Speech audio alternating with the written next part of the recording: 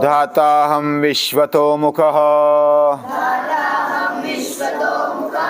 मृत्युः सर्वहरश्चाहम् उद्भवश्च भविष्यताम्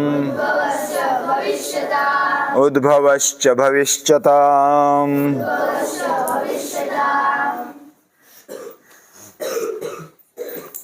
सब में मृत्यु का डर बना रहता है। योग दर्शन में उसको एक क्लेश कहा गया, अभिनिवेश।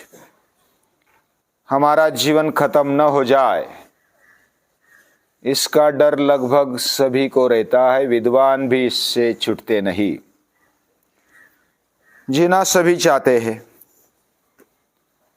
और हमारी भारतीय संस्कृति भी कहती है कि जीवेम शरदशतम, यानी कि 100 साल तक जीना है। कैसे जीना है? बिना दीनहीन लाचार हुए, बिना हारे, लेकिन मृत्यु का सामना भी करना है।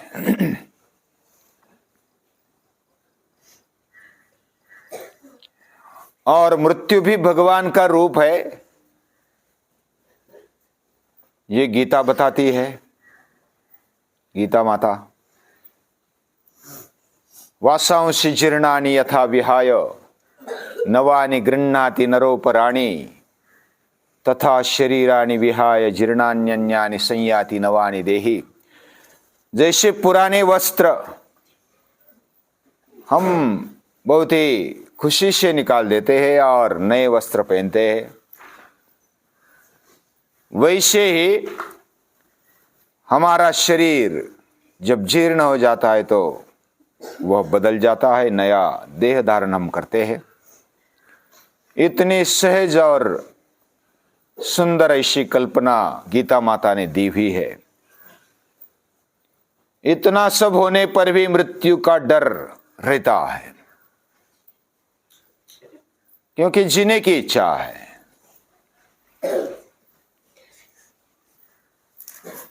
लेकिन मृत्यु किसी को छोड़ता नहीं, यह सत्य है। यह न चुकने वाला, न हटा सकने वाला, ऐसा ये सत्य है। ये जीवन का सत्य है। उसको स्वीकारना, और वह भी अगर हम छोटी उम्र में ही स्वीकारते हैं तो जीने का भी और मजा आ जाता है। यानी मृत्यु का सच स्वीकारना मतलब मृत्यु को गले लगाना, बस ऐसे ही खामखा या तो बिना कुछ कारण, ऐसा नहीं है। जीने में मजा है और समय आने पर बलिदान देने में भी मजा है। ऐसा अगर विचार करेंगे तो फिर उसमें जीवन में सुगंध आएगा।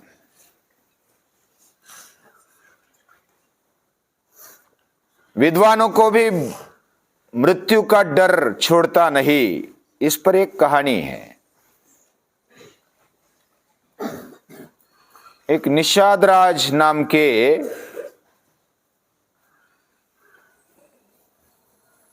ऋषि हो गए।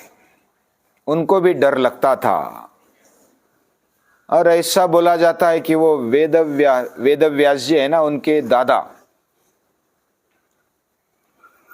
उनका नाम निषादराज, उनको बहुत मृत्यु का डर लगता था। एक बार उनके वहां नारद जी आ गए। निषादराज के वहां अभी वो वृद्ध हो गए थे, वेदव्यास जी भी थे। निषादराज नारद जी को बोलते हैं कि हे नारद जी, देवर्षि, आप सभी लोगों में घूमते हो, यमलोकों में भी घूमते हैं, मृत्युलोक में भी घूमते हैं, पृथ्वीलोक में भी घूमते हैं, स्वर्गलोक में भी आप घूमते हैं। आपका भ्रमण सभी ओर है, आपकी पहचान है। थोड़ा मेरा भी वशीला लगा दो, यमलोक के वहां जाकर यमराज को बता दो, उनके लिस्ट में से मेरा नाम निकाल दो। यानी उनकी लिस्ट, यानी कि जब यमराज कोई यमदूत भेजते हैं तो बस एक बार बुला लिया तो फिर ना बोलने की हिम्मत नहीं किसी की। कितना भी धनवान, कितना भी बलवान, कितना भी शक्तिशाली, कितना भी विद्वान क्यों ना हो, उसको मृत्यु ले जाता है। मृत्यु में इतनी ताकत है। तो यमराज के दरबार में जाकर के मेरा नाम कट करवा दो, बस ये मेरी इच्छा है। नारद जी बोले कि आपकी मांग तो ठीक है वैसे, लेकिन मेरी पहचान है, लेकिन मैं यमराज के आगे, उनके नियमों के आगे नहीं जा सकता। उनके नियम है तो वो पूरे तीनों लोगों में चलते, वो उनको तोड़ना मेरे लिए संभव नहीं। लेकिन मैं रास्ता तो बता सकता हूं, कैसे करना, क्या करना। तो निषाद राज बोलते हैं कि बता दो जल्दी, मेरे दिन अभी नजदीक आए हैं, ऐसा ना हो कि बस मुझे बीच में ही उठाकर ले जाए, तो जल्दी से जल्दी बता दो। तो नारद जी बोलते हैं कि आपके ही पोते हैं ना वेदव्यास जी, उनके पास जाओ, उनके पास ऐसा बल है, ऐसी शक्तियां है कि वो आपको मार्ग दिखाएंगे या तो उससे छुटकारा दे देंगे। आपके ही पोते हैं। अभी दादा को लगा तो ये तो अच्छी बात हो गई, मेरे ही पोता है, तो बस अभी कहने की बात है तो हो जाएगा काम। तो वो दोनों मिलकर जाते हैं वेदव्यास जी के पास। निषाद राज बोलते हैं, अभी दादा बोलते हैं अपने पोते से कि यमराज के पास जाकर मेरा नाम कट करवा दो, और ये तो तेरे हाथ में है। नारद जी बोले मतलब बस वही प्रमाण,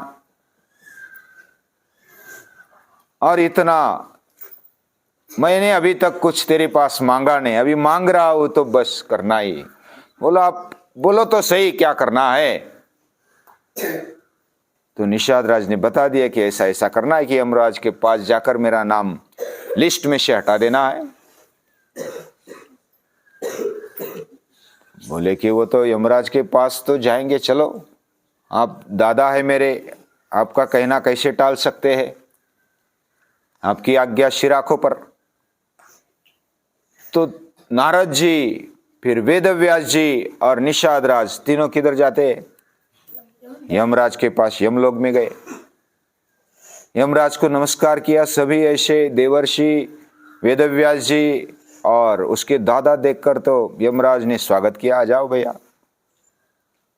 बहुत अच्छी बात है, मेरे वहां मेहमान आ गए, तो चाय पानी किया, कुछ बैठो, क्या काम है। फिर वेदव्यास जी बोलते हैं कि आपकी लिस्ट दिखाओ और उसमें से मेरे दादा का नाम कट कर दो। तो यमराज जी बोले कि मैं सेवक हूं, मुझे जहां से आज्ञा आती है, लिस्ट मेरे पास नहीं है। मुझे आज्ञा आती है तो बस मैं पालन करता हूं। मेरे ऊपर भी एक ऑफिसर है, काल है, काल के पास जाना पड़ेगा। तो वेदव्यास जी बोलते चलो ठीक है, दादाजी की इच्छा है तो जिधर भी जाना पड़े जाएंगे।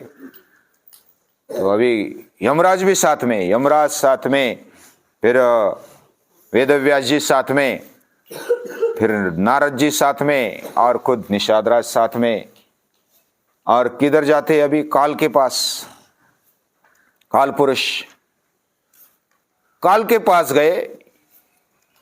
और साक्षात यमराज बोलते हैं काल को, अभी इतने बड़े बड़े लोग आए हैं तो यमराज को भी बोलना पड़ता है।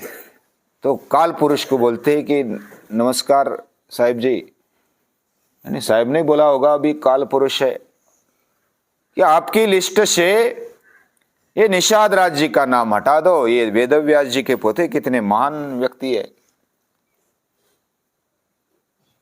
तो काल पुरुष बोलते हैं कि आप तो महान महान लोग आ गए, आप मेरे पास भी कभी लोग नहीं आते, तो आपको वंदन करता हूं, लेकिन मेरा भी एक बॉस है। तो कौन सा बॉस है? लेकिन विधाता है। विधाता ने सब रजिस्टर बना के रखा है, कौन कब जाने वाला है उसके पास लिस्ट है। तो चलो अभी काल पुरुष, यमराज, फिर वेदव्यास जी, नारद जी, निषाद राज जी सब गए किधर? विधाता के पास। विधाता यानी कौन? साक्षात भाग्य लिखने वाले, निर्माण करने वाले। तो उनके पास चले जाते सब। फिर साक्षात काल पुरुष बोलते हैं विधाता को कि अपना रजिस्टर निकालो और इनका नाम देखो क्या करना है। अभी तो साहब है ना, विनती करते हैं, इनकी ऐसी विनती है कि इनका लिस्ट से नाम हटवा दो। तो विधाता ने उस रजिस्टर को निकाला और विधाता ने बोला कि आप वेदव्यास जी के दादा है, और इसलिए मैंने पहले ही सोच कर रखा था कि ये कोई साधारण व्यक्ति नहीं, इनको ऐसी मृत्यु दी जाए कि वो मुश्किल से मुश्किल है, यानी कभी ऐसा योग नहीं बनेगा, ऐसी मृत्यु आपको दे दी गई है। लेकिन क्या है लिखा हुआ देखो तो सही। तो उसमें ऐसा लिखा था, जब नारद जी, जब साक्षात यमराज, जब साक्षात काल पुरुष विधाता के पास खुद निषाद राज को ले आएंगे तब उनकी मृत्यु होगी। तो वो खुद चलकर चले गए मृत्यु राज के। मृत्यु ने तो अपना काम, फिर वो तैयारी थे, बस सुनते ही उसको पकड़ लिया और काम खत्म।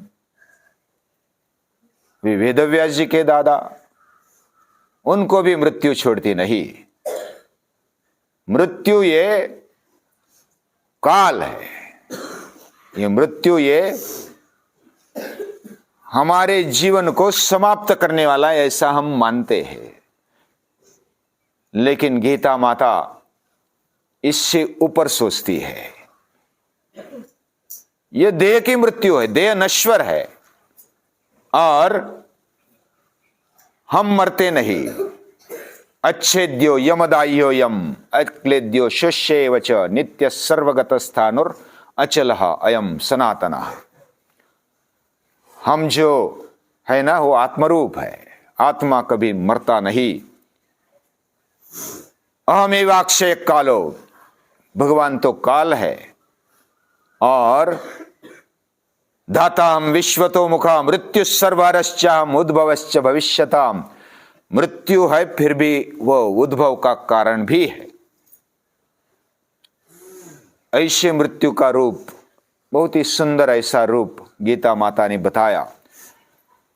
कितने भी मूछ वाला क्यों ना हो, कितने भी ताकतवर क्यों ना हो, वो मेरे पिता है, वो मेरे दादा है, तो हम उनकी गोद में बैठते हैं, मूछ भी पकड़ते, दाढ़ी भी पकड़ते, दादा की या तो पिता की, वो कुछ नहीं करते। वैसे भगवान हमारे पिता है और उनकी गोद में हम जाते हैं तो आनंद होना चाहिए। ऐसी दृष्टि गीता माता देती है। जब हमसे ऐसी दृष्टि आ जाए तो हमारा डर निकल जाता है, निकलने लगता है, और जीवन जीने का भी मजा आता है। ऐसे जीवन दिलाने वाले, मृत्यु की दृष्टि देने वाले गीता माता को नमस्कार है।